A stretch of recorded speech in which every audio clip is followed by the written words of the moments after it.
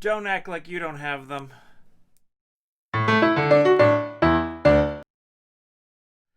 We all have them. We all never know what to do with them. But today, I'm going to show you what I do with my scraps. Just to let you know, this is, tub number 3 or 4 that I have. We all have scraps. I mean, look behind me here. These are just the large over 1 yard scraps I have. Or what's in my tubs, because I have 3 of them, are scraps that are weird shapes, weird sizes, fabric that one has been discontinued, I can't find anymore. Just all those things that I have from making clothing, and I know you probably have at home too, that really I don't want to throw into a landfill or just throw away in general, because let's be honest, fabric pollution is pretty bad. So I usually keep everything possible. At least in this video, I'm going to show you what I do with my scraps. I'm going to be using something, a tool. A tool that you may have seen before, an AccuQuilt. Now, I own the AccuQuilt Go Baby, I think it's called.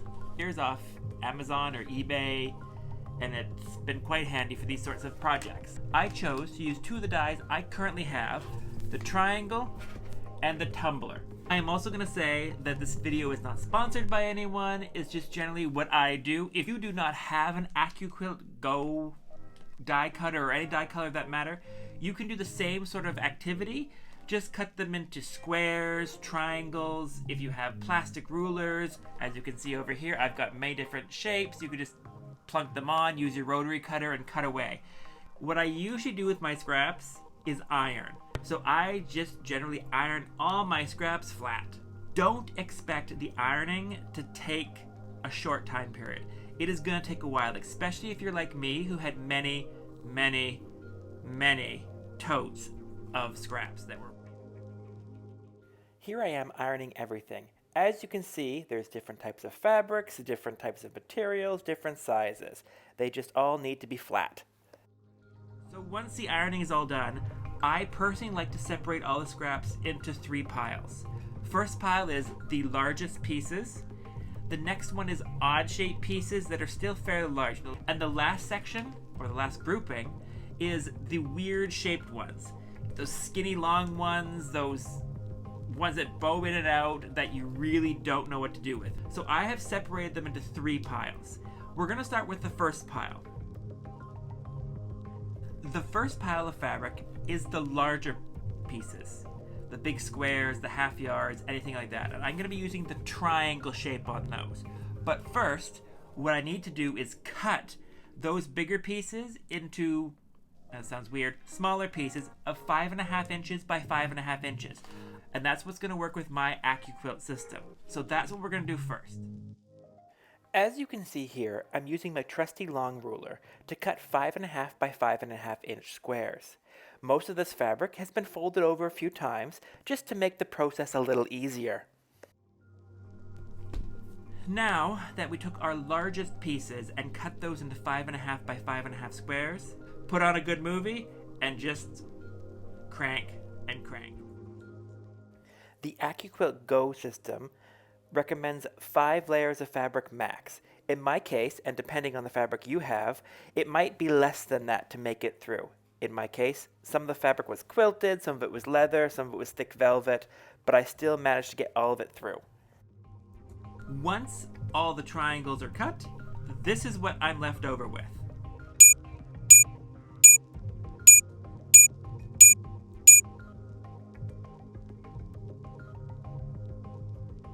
Now it's time to move on to my medium fabric pile. I'm going to be using the tumbler die cutter for that. Now, I'm not going to be as accurate when laying the fabric on this one. I'm just happy to get whatever tumblers out of the fabric that's left over. So what does this mean again? It means it's time to get cranking. As mentioned, I wasn't as careful with the fabric when working with the tumbler shape. I was just happy to get the most tumblers from the fabric that I had. Once I had finished cranking through all the tumbler blocks from the medium-sized pile, this is what I was left over with.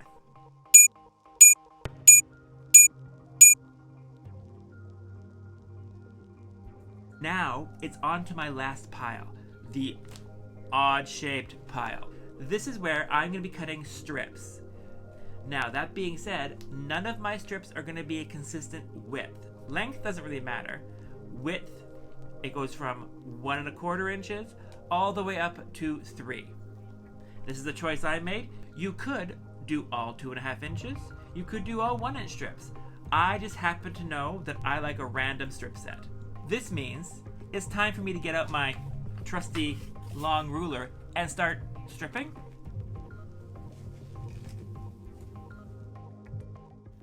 As you can see here, I'm just laying the leftover fabric on top of each other and making random width strip cuts. Once I've cut all the fabric oddball bits into strips, this is what I've left over with.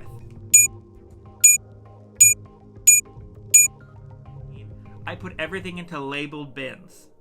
Tumbler, triangle, strips, so that I know what's in there for later that I can use. This also means, if you're like me and lucky, this is the amount of waste that I had left over from everything. This means I have pre-cut fabric for projects. Projects I might not know what I'm doing yet, or even conceived, but at least I have the fabric pre-cut. Makes it easier, and makes it a little more random. Now, again, if you do not have an AccuQuilt or any sort of cutting die system, a plain ruler or any shape you can find around your house, you can do this same sort of project. This is a great project for one of those rainy day weekends. So there you have it. This is what I do with my scrap fabric. Those are the 3 shapes I chose. Again, you can choose any shape you like. So if you liked this video, please comment below. Don't forget to subscribe, and please do a thumbs up. Bye now. Thanks for watching.